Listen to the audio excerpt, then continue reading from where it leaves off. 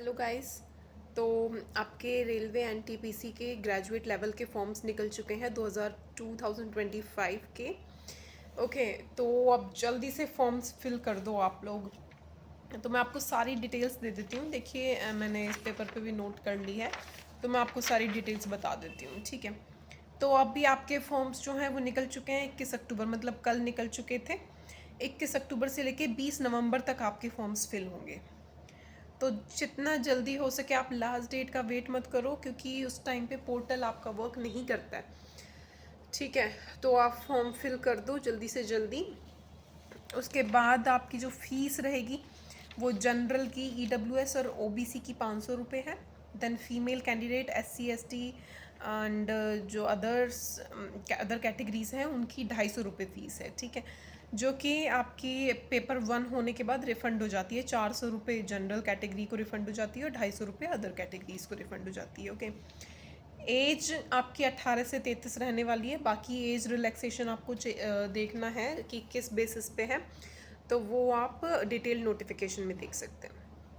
As का ये हो गया। देन वैकेंसी कितनी है? 5810 वैकेंसी है। ग्रेजुएट लेवल का फॉर्म है। ग्रेजुएशन इसमें चाहिए आपको, ग्रेजुएशन डिग्री हो, कोई सी भी हो। ठीक है, ग्रेजुएशन होनी चाहिए। अब क्या प्रोसेस होता है इसका, वो भी मैं बता देती हूँ। देखो, सबसे पहले तो आपके पास ग्रेजुएशन डिग्री होनी चाहिए, जिससे आप एलिजिबल हो जाते हैं फॉर्म भरने के लिए। तो आप फॉर्म भर सकते हैं। सबसे पहले आप फॉर्म भरेंगे, उसके बाद आपका होता है CBT 1, मतलब पेपर 1, टायर 1 जिसे हम बोलते हैं। CBT 1 होगा। CBT 1 क्लियर करोगे तो फिर CBT 2 होगा।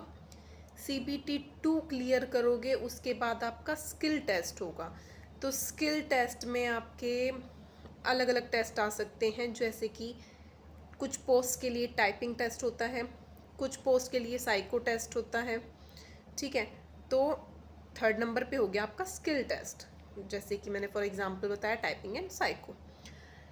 CBT 1 CBT 2 skill test. उसके बाद होता है आपका मेडिकल एंड DV। पहले मेडिकल एंड DV मतलब कुछ भी हो सकता है। ओके, तो medical and DV 5th stage हो गया आपका डॉक्यूमेंट वेरिफिकेशन। तो ये 5 स्टेज हैं एंड इसमें आपका पेपर होगा। तो और मैं सिलेबस भी बता देती हूँ आपको। CBT 1 का जो सिलेबस होता है, जनरल अवेयरनेस, मैथ्स और रीजनिंग। 100 नंबर का पेपर होगा। CBT 1 का नेगेटिव मार्किंग होती है। ओके, तो यही जो सेम सब्जेक्ट हैं यही CBT 2 में भी आते हैं। एंड CBT 1 में जनरल अवेयरनेस 40 नंबर की, मैथ्स और रीजनिंग 30-30 नंबर के आते हैं। देन इसके बाद आपका CBT 2 में भी सेम रहने वाला है, जनरल अवेयरनेस, रीजनिंग और मैथ्स। उसमें जो पेपर है वो 120 नंबर का हो जाता है 100 की बजाय, एंड नंबर ऑफ क्वेश्चंस बढ़ जाते हैं। 50 नंबर की GK हो जाती है, बाकी 35-35 नंबर का रीजनिंग और मैथ्स हो जाती है। ये हो गया आपका CBT 2 का। देन 3rd होता है आपका typing test and psycho test, तो जो कि अभी पिछला वाला भी बचा पड़ा है, अभी जो चल रहे हैं एग्ज़ाम्स उसमें typing test and psycho test भी आने वाला है। ओके, वो क्लियर करोगे तब आपको बुलाया जाएगा मेडिकल के लिए एंड DP के लिए। तो ये सारा प्रोसेस है। तो आप जल्दी से फॉर्म फिल कर दीजिए। एंड ये प्रोसेस कोई इतना टफ नहीं है, सुनने में ऐसे लग रहा है कितना लंबा प्रोसेस है, बहुत जल्दी जल्दी। देखो, अभी बच्चों ने फॉर्म फिल किया था, उनकी ज्वाइनिंग में टाइपिंग टेस्ट होने वाला है, उनकी ज्वाइनिंग भी आ जाएगी। देख लेना, नए साल में आपको खुशखबरी मिलेगी एंड आपकी ज्वाइनिंग भी आ जाएगी। जनवरी से आपको, जनवरी फरवरी, क्योंकि हमारी भी फरवरी में ज्वाइनिंग हो गई थी, तो आप लोगों का भी यही पैटर्न अपनाया जाएगा।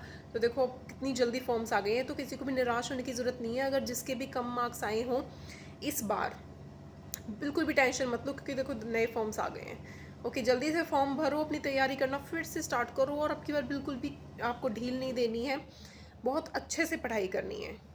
ठीक है, तो अपनी पढ़ाई बिल्कुल भी एक डे भी वेस्ट मत करो, फॉर्म फिल करो जल्दी से एंड अपनी पढ़ाई स्टार्ट कर दो बिल्कुल सीरियस होके। इस बार आपको कोई बहाना नहीं बनाना है कि कुछ ये गलती हो गई, इतने मार्क्स कम हो गए, इतने मार्क्स कम रह गए, GK टफ आई थी, मैथ्स टफ आई थी, ये आया था। No excuse should be there, क्योंकि आगे जैसे आप पढ़ते जा रहे हैं, साल पास होते जा रहे हैं, आपका जो है कंपटीशन बहुत ज़्यादा बढ़ता जा रहा है। ठीक है। तो कंपटीशन से पहले इतना ज़्यादा बढ़ जाए कि सिलेक्शन होना मुश्किल हो जाए, उससे पहले ही आप सिलेक्शन ले लो अपना।